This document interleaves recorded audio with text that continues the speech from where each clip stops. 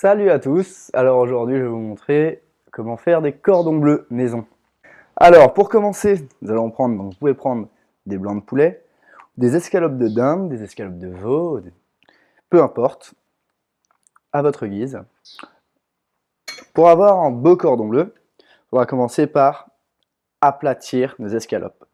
Donc on va essayer de ne pas le faire trop brutalement, même si faudra y aller quand même, étant donné qu'on n'a pas forcément du bon matériel sous la main. Moi je vais le faire avec du film plastique et une cuillère en bois. C'est parti pour le carnage. Vous pouvez toujours le faire avec une bouteille en verre, en burin ou ce que vous avez sous la main.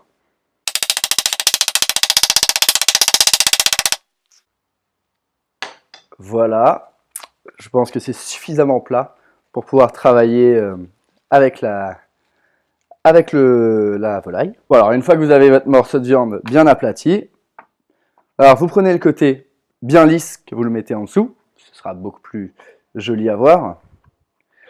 Donc moi j'ai choisi d'utiliser du jambon entier que donc j'ai déjà découpé. Bon, je ne vous montre pas comment on découpe du jambon, je pense que vous savez le faire.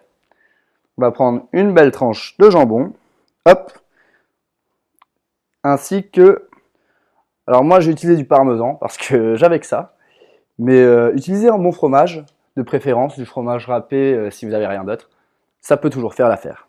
Quand vous refermez, veillez bien à ce que ça dépasse pas trop, parce que sinon le fromage risque de couler partout.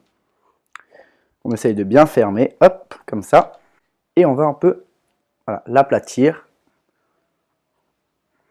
pour que ça fasse vraiment comme un cordon bleu. Plat en dessous et un petit peu ondulé au-dessus. Voilà, notre cordon bleu est donc prêt pour la suite. Donc pour la suite, nous allons le passer à la farine, première étape. On va enlever le surplus de farine en tapotant légèrement dessus, de chaque côté. Puis on va le peser délicatement dans l'œuf battu, qu'on aura préalablement battu. Alors je vous déconseille fortement de récupérer le poulet directement dans le jaune d'œuf, car avec vos mains pleines de farine, eh ben, ça va coller. Hop, et on le récupère pour le mettre dans la chapelure. Voilà.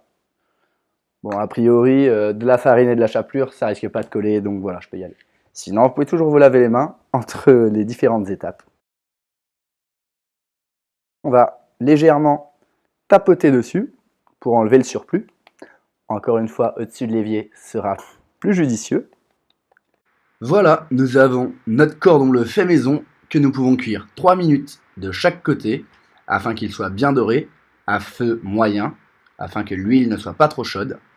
Puis, une fois cuit, il faut absorber l'huile restante à l'aide de sopalin. Et voilà, notre cordon bleu est maintenant prêt à déguster et meilleur que le supermarché. Je vous remercie d'avoir regardé cette vidéo et je vous attends sur ma page pour de nouvelles vidéos.